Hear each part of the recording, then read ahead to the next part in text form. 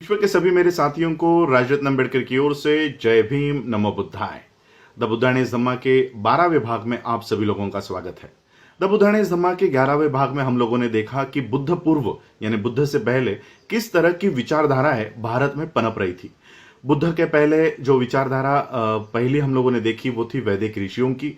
वैदिक ऋषियों के बाद ब्राह्मणी धर्म ग्रंथ के बारे में हम लोगों ने देखा कि ब्राह्मणी विचारधारा किस तरह से भारत में पनप रही थी। चातुर्वर्ण का सिद्धांत ब्राह्मणी विचारधारा के एक अंग हुआ करता था। वो विचारधारा हम लोगों ने देखी। चातुर्वर्ण में किस तरह से पूरे मानव जाति को 4 वर्णों में उसका विभाजन किया था और किस तरह से वेद को अपौरुष्य, बिना गलती का, और कोई इसके ऊपर सवाल नहीं उठा सकता, इस तरह से माना गया था। कर्म के सिद्धांत को देखा कि आज इस जन्म में अगर हम लोग कोई दुख भुगत रहे हैं तो वो केवल और केवल हमारे पूर्व जन्म के पापों का परिणाम है। इस तरह से कर्म का सिद्धांत बनाए रखा था। शिक्षा का अधिकार शूद्रों को और भारत के सभी महिलाओं को, चाहे वो ब्राह्मणों की हो या शूद्रों की हो, किसी भी महिला को शिक्षा का अधिकार ना हो, इस तरह से ब्राह्मणी विचारधारा काम कर रही थी। उसके बाद हम लोगों ने उपनिषद देखे। उपनिषद का कहना सिर्फ होम हवन करो और मौज मस्ती करो, खाओ पियो, इसी तरह से वो विचारधारा थी। बुद्ध ने इन सभी विचारधाराओं का अध्ययन किया और सभी विचारधाराओं का खंडन बुद्ध ने अपने जीवन काल में किया। ये रही बुद्ध के पूर्व की विचारधारा, पहले की विचारधारा, बुद्ध बनने से पहले तक की ये विचारधारा हमने देखी। अब हम देखेंगे कि सिद्धार्थ गौतम ने प्रव्रजा जिस समय ली थी, उस समय से लेकर बुद्ध बनने तक, यानी बुद्ध के समकालीन, जिस समय बुद्ध अस्तित्व में थे, बुद्ध जिंदा थे, सिद्धार्थ गौतम जन्मे थे, उस समय की जो विचारधारा भारत में पनप रही थी, अब हम उस तरफ चलते हैं। जिस समय सिद्धार्थ गौतम ने प्रव्रजा ली थी, उस समय भारत में बहुत वैचारिक उथल पुथल हो रही थी। ब्राह्मणी विचारधारा के अलावा 62 यानी 62 ऐसी विचारधारा भारत में थी और इन 62 विचारधाराओं में से 6 ऐसी विचारधारा है जिसके ऊपर आज हम देखेंगे और बुद्धाणेस धम्मा में इस 6 विचारधाराओं के बारे में उसमें लिखा गया है। तो ये 6 विचारधारा किनकी थी ये हम लोग जानते हैं। जो पहली विचारधारा थी उसके जो प्रणेता थे वो थे पूर्णकाश्यप। इनके विचारधारा को, इन सिद्धांतों को अक्रियावाद कहा जाता था। पूर्णकाश्यप का कहना था कि आत्मा पर किसी भी कर्म का, किसी भी काम का कोई प्रभाव नहीं पड़ता। चाहे कोई किसी को खुद मारे या किसी और से मरवाए, चाहे कोई चोरी करे या किसी और से चोरी करवाए, कोई खुद दुष्ट कर्म करे या किसी और से करवाए, आत्मा का किसी भी कर्म से कोई भी प्रभाव आत्मा पर नहीं पड़ता। और इस तरह का ये सिद्धांत इनका था। कोई कितने भी अच्छे कर्म कर ले, आत्मा को किसी भी तरह का पुण्य नहीं मिलता। कोई कितने भी बुरे कर्म कर ले, आत्मा को किसी भी तरह का पाप नहीं लगता। और जब शरीर मर जाता है, जब कोई इंसान मर जाता है, तब शरीर जिस एलिमेंट से, जिस तत्वों से बना हुआ होता है, वो सारे एलिमेंट्स, वो सारे तत्व अपने अपने तत्वों में मिल जाते हैं। आदमी जब मर जाता है तो ना तो शरीर बचता है ना तो आत्मा बचती है। इस तरह का पहला सिद्धांत था पूर्णकाश्यप का, जो अक्रियावाद कहलाता था। दूसरी विचारधारा थी नियतिवाद। नियतिवाद के प्रणेता थे मक्खली गोसल। मक्खली गोसल का कहना था कि न तो कोई कुछ करता है, न वो होने से कोई रोक सकता है। हर एक आदमी जो अपने एक्सपीरियंस और जो उनको अनुभव है, उन अनुभवों से उसको गुजरना ही पड़ेगा। कितना भी कुछ भी कर लो, दुख को ना तो आप घटा सकते हो, ना तो बढ़ा सकते हो, ना तो मिटा सकते हो। इस तरह से ये सिद्धांत पूरी तरह से नियतिवाद पर अवलंबन था कि कोई भी आदमी कुछ कर नहीं सकता, जो होना है वो होकर ही रहेगा, कोई इसको रोक नहीं सकता। इस तरह का ये दूसरा विचारधारा मक्खली गोसल इनकी थी, जिसको नियतिवाद संबोधित किया गया है। सिद्धार्थ गौतम के समय तीसरी विचारधारा प्रचलित थी जिसका नाम था उच्छेदवाद। इसके प्रणेता थे अजित केसकंबल। अजित केसकंबल का कहना था कि न तो होम हवन में कुछ रखा है और ना तो स्वर्ग है ना तो नरक है। इनका कहना था कि इंसान दुखों के कुछ तत्वों से बना हुआ है और इसलिए आत्मा को इन दुखों को भुगतना ही पड़ेगा। इंसान चाहे उसके जीवन में कोई अच्छे कर्म करे, बुरे कर्म करे, आत्मा पर इसका कोई प्रभाव नहीं पड़ता। आत्मा को मुक्त होने के लिए 84 लाख योनियों से या महाकल्प के चक्रों से गुजरना पड़ेगा। उससे पहले आत्मा किसी भी दुख का निराकरण नहीं कर सकती। इन 84 लाख महाकल्प के चक्रों से गुजरने के बाद आत्मा सभी दुखों से अपने आप ही मुक्त हो जाएगी। इस तरह से एक ये तीसरी विचारधारा सिद्धार्थ गौतम के समय में प्रचलित थी। एक चौथी विचारधारा सिद्धार्थ गौतम के समय में प्रचलित थी जिसका नाम था अनन्यवाद। अनन्यवाद के प्रणेता थे पखुद काच्यना। पखुद काच्यना का कहना था कि जो इंसान का शरीर है ये 7 तत्वों से बना होता है, पृथ्वी, आप, तेज, वायु, सुख, दुख और आत्मा। ये जो सारे तत्व है ये इंडिपेंडेंट है, ये स्वतंत्र है, एक दूसरे से इसको कोई लेना देना नहीं है। अगर कोई इंसान किसी इंसान को मारता है, चाकू से अगर किसी का गर्दन उड़ा देता है, तो वो इंसान की हत्या नहीं करता, वो केवल एक शस्त्र वो 7 तत्वों में से एक तत्व में घुस जाता है, बस इतना ही वो करता है। इंसान कभी मरता नहीं और इस तरह से कोई किसी को मार नहीं सकता। ये 7 तत्वों से बना हुआ ये जो शरीर है उस तत्वों में ये जो शस्त्र है वो घुस जाता है। तो इस तरह से पखुद काच्यना का कहना था। 5वीं विचारधारा थी विक्षेपवाद। इसके प्रणेता थे संजय बेलापुत्र। संजय बेलापुत्र का कहना था कि अगर उनको लगता है कि स्वर्ग है तो वो कहेंगे स्वर्ग है, अगर उनको लगता है कि स्वर्ग नहीं है तो वो कहेंगे स्वर्ग नहीं है। और वो उनका ये कहना था कि इंसान को अपने बुरे कर्मों का फल भुगतना पड़ता है या नहीं भुगतना पड़ता, इंसान का मरने के बाद क्या होता है, अगर उनको लगता है कि ये सारा ये इसके ऊपर विचार किया जा सकता है तो वहां कहेंगे। अगर उनको लगता है कि इसका कोई काम नहीं है, तो इसका कोई विचार नहीं किया जा सकता, तो वो ना कहेंगे। इस तरह का एक विक्षेपवाद संजय बेलापुत्र ने उनका एक विचारधारा बुद्ध के समय में अस्तित्व में थी। छठी जो विचारधारा थी उसका नाम था चातुर्यम संवरवाद। चातुर्यम संवरवाद ये विचारधारा जिनकी थी वो सिद्धार्थ गौतम के प्रवर्जा के समय बुद्ध जी अपने जब धम्म का देशना जब बुद्ध ने दी तब वो जिंदा थे। उनका नाम है, ये नाम सभी लोग जानते हैं, इनका नाम है महावीर। महावीर को निघंटनाथ पुत्र के नाम से भी जाना जाता था। इनका कहना था कि आत्मा जो पिछले जन्म का कर्म है और इस जन्म के कर्म को अगर हम लोग अच्छे कर्म करते हैं और पिछले जन्म का कर्म अगर बुरा है तो अगला जन्म मिलने से हम उसको रोक सकते हैं।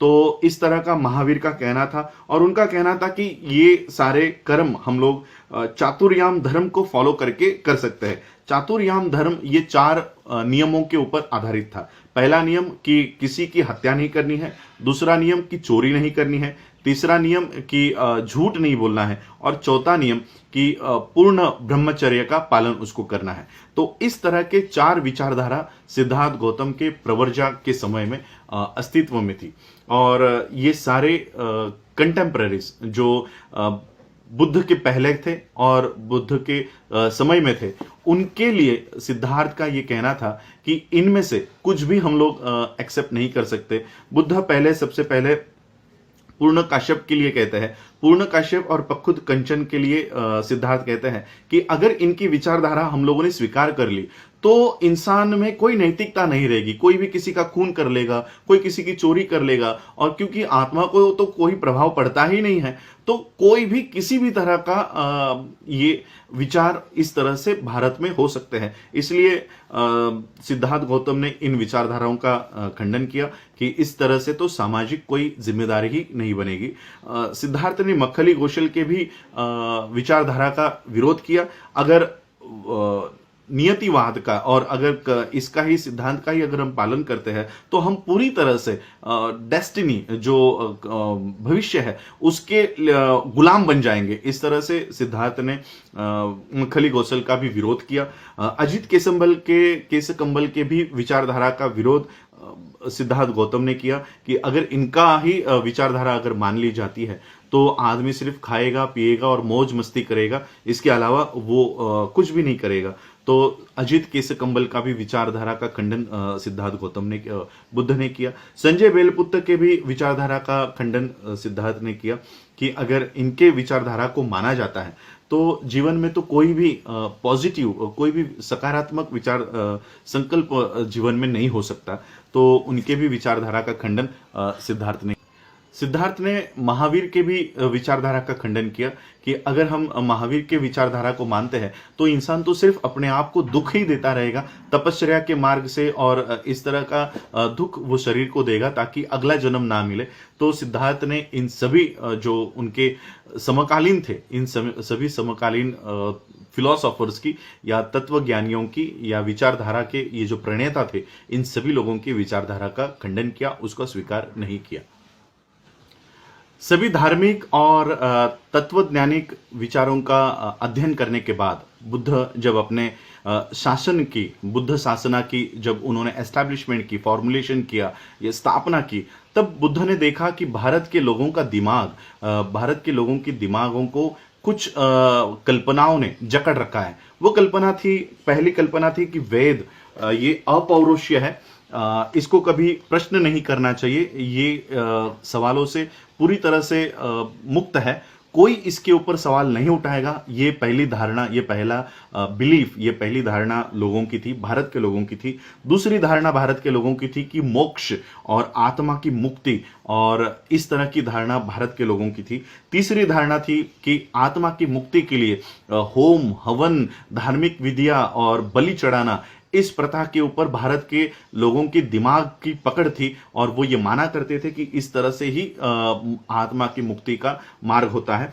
चौथी धारणा थी कि चातुर्वर्ण जो व्यवस्था है, ये आदर्श समाज की व्यवस्था है, ये मान्यता भारत के लोगों की थी। पांचवी मान्यता थी कि ईश्वर या ब्रह्मा के मुख से या ब्रह्मा के ही शरीर से हम सभी लोग उत्पन्न हुए हैं, ये मान्यता भारत के लोगों की थी। ईश्वर ये सभी सृष्टि का रचयिता है, इस तरह की मान्यता उनकी थी। भारत के लोगों की आत्मा, और इस तरह से ये मान्यता आत्मा के ऊपर थी।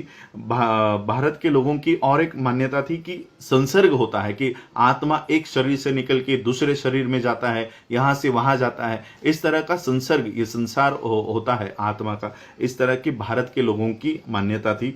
भारत के लोगों की कर्म के सिद्धांत पर भी मान्यता थी कि पिछले जन्म के कुछ पाप थे, इसलिए इस जन्म में हम लोग भुगत रहे। तो ये सारी मान्यता उस समय भारत के लोगों की दिमाग के ऊपर थी, ये सारी मान्यताओं को जकड़ रखा था। बुद्ध ने जब अपने सिद्धांतों का एस्टैब्लिशमेंट किया, स्थापना की, अपने सिद्धांतों की स्थापना की, तो उन्होंने इन पुराने कल्पनाओं के या पुराने जो आइडियाज चल रहे थे, इनका अपने ही तरीके से उन्होंने खंडन किया। तथागत बुद्ध ने इन विचारधाराओं का खंडन किया कि मैं कौन हूं, मैं कहां से आया हूं, मैं क्या हूं, इस तरह के जो सवाल थे, कल्पना थी, इसका बुद्ध ने पूरी तरह से अस्वीकार कर दिया। उन्होंने आत्मा के मत को अनाधिकृत घोषित कर दिया, अस्वीकार किया। कि उन्होंने बताया कि आत्मा न तो शरीर है, न वेदना है, न संस्कार है, न तो साइंस है, न तो विज्ञान है। तो उन्होंने आत्मा को भी अस्वीकार कर दिया। सिद्धार्थ गौतम ने, तथागत बुद्ध ने सभी उच्छेदवादी मतों का बहिष्कार कर दिया। उन्होंने नास्तिकों के मतों की भी निंदा की। उन्होंने इस सिद्धांत को नहीं माना कि विश्व का आरंभ कोई जान सकता है, किसी को पता है, इसका ज्ञान किसी को है। ये सिद्धांत भी सिद्धार्थ गौतम ने नहीं माना। सिद्धार्थ ने इस सिद्धांत का भी खंडन किया कि ईश्वर ने मनुष्य का निर्माण किया है और कोई ब्रह्मा के शरीर से ये मानव जाति का निर्माण हुआ है। इस विश्वास को भी उन्होंने अस्वीकार कर दिया। आत्मा के अस्तित्व को भी उन्होंने अस्वीकार कर दिया। इस तरह से सिद्धार्थ ने इन सारी बातों का अस्वीकार किया। सिद्धार्थ ने कुछ बातों में परिवर्तन किया, वो बातें इस तरह से है। सिद्धार्थ ने कार्य कारण के नियम को मान्यता दी, उनके उप सिद्धांतों के साथ उनको मान्यता दी। कार्य कारण सिद्धांत यानी law of cause and effect, ये आज भी साइंस के बच्चों को पढ़ाया जाता है। इस सिद्धांत को सिद्धार्थ ने माना। सिद्धार्थ ने पूरी तरह से भाग्यवादी जो दृष्टिकोण हुआ करता था उसका खंडन किया। सिद्धार्थ ने अस्वीकार किया कि पूर्व जन्मों के जो कर्म है वो इस जन्म में दुख और कष्ट उत्पन्न करते हैं, ये भी सिद्धार्थ ने अस्वीकार कर दिया। संसरण या आत्मा एक शरीर से निकल के दूसरे शरीर में जाती है, इस संसरण का भी सिद्धार्थ ने पूरी तरह से ये अस्वीकार कर दिया और संसरण रहित पुनर्जन्म के सिद्धांत को सिद्धार्थ ने स्वीकार किया। संसरण रहित यानी आत्मा रहित पुनर्जन्म के सिद्धांत को स्वीकार किया। ये हम आने वाले चैप्टर्स में देखेंगे कि पुनर्जन्म किस चीज का, और उन्होंने ये सिद्धांत माना। और उन्होंने जो कर्म सिद्धांत था, मोक्ष और आत्मा की जो मुक्ति का सिद्धांत था, इसके ऊपर निब्बान का सिद्धांत रखा। इसको अस्वीकार कर दिया, आत्मा की मुक्ति के सिद्धांत को अस्वीकार कर दिया और निब्बान का सिद्धांत सिद्धार्थ ने रखा, जो सारे बुद्ध शासन में फिर इस तरह से उन्होंने अपने सिद्धांतों का एस्टैब्लिशमेंट और स्थापना सिद्धार्थ गौतम ने की। बुद्ध ने किन चीजों को मान्यता दी? बुद्ध ने सबसे पहले तो ये माना, बुद्ध के शिक्षाओं का सबसे महत्वपूर्ण केंद्र बिंदु है मन यानी माइंड। यहां पर इंग्लिश में माइंड लिखा हुआ है। मन, बुद्धि, इस तरह से जो केंद्र बिंदु बुद्ध के शिक्षाओं का है वो है मन। और बुद्ध ने ये माना, बुद्ध ने ये एक्सेप्ट किया कि मन ही वो है जो सभी चीजों को वश में करता है। ये मन ही है जो यदि मन को वश में कर लिया तो सभी प्रवृत्ति अपने आप वो वश में हो जाती है। इसलिए मन की जो ट्रेनिंग है, माइंड की जो ट्रेनिंग है, वो इंसान को सबसे जरूरी है कि माइंड की ट्रेनिंग सबसे जरूरी है। बुद्ध ने ये माना कि मन ही वो है जहां से बुरी प्रवृत्तियों का जन्म होता है और मन ही वो है जहां से अच्छी प्रवृत्तियों का जन्म होता है। अगर कोई बुरे मन से, बुरे भावनाओं से कुछ बोलता है तो दुख उसके पीछे पीछे हो लेगा। जैसे बैलगाड़ी के पीछे उसके चक्के जैसे आते हैं, उसी तरह से अगर बुरे मन से, बुरे भावनाओं से अगर किसी के लिए हम कुछ बोलते हैं तो दुख उसके पीछे आएगा। अगर अच्छे मन से अगर हम कोई काम करते हैं तो सुख उसके पीछे पीछे आएगा। तो इस तरह से मन को ही केंद्र बिंदु बुद्ध ने अपने शिक्षाओं में माना। तीसरी जो प्रमुख टीचिंग है बुद्ध की, जो शिक्षा है, वो है कि सभी बुरे कर्मों से मन को बचना चाहिए, मन को अवॉइड करना चाहिए।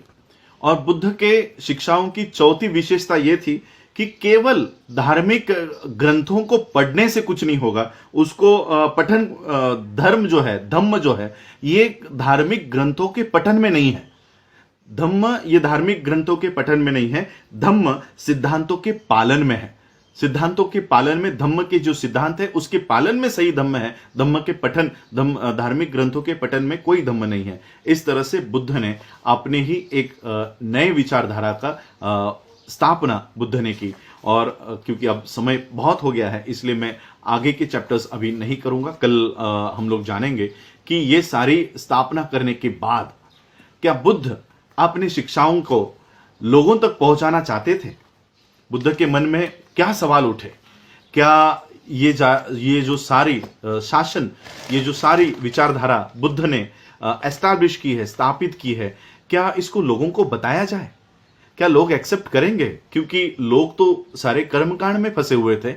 अब उनकी मान्यता यज्ञ में थी, उनकी मान्यता मोक्ष में थी, उनकी मान्यता चातुर्वर्ण सिद्धांतों पे थी। तो क्या ऐसे हालातों में मुझे अपना यह धम्म बताना चाहिए? तो ये सारी विचार जो बुद्ध के मन में प्रवेश कर रहे थे, ये हम कल देखते हैं कि किस तरह से बुद्ध के मन में ये सारे विचार आते हैं और किस तरह फिर बुद्ध अपना पहला धम्म देशना देते हैं। और ये सारी जानकारी हम आने वाले एपिसोड्स में देखेंगे। आज आप लोगों ने मुझे सुना, उसके लिए आभार, धन्यवाद। जय भीम, जय भारत, जय बुद्ध।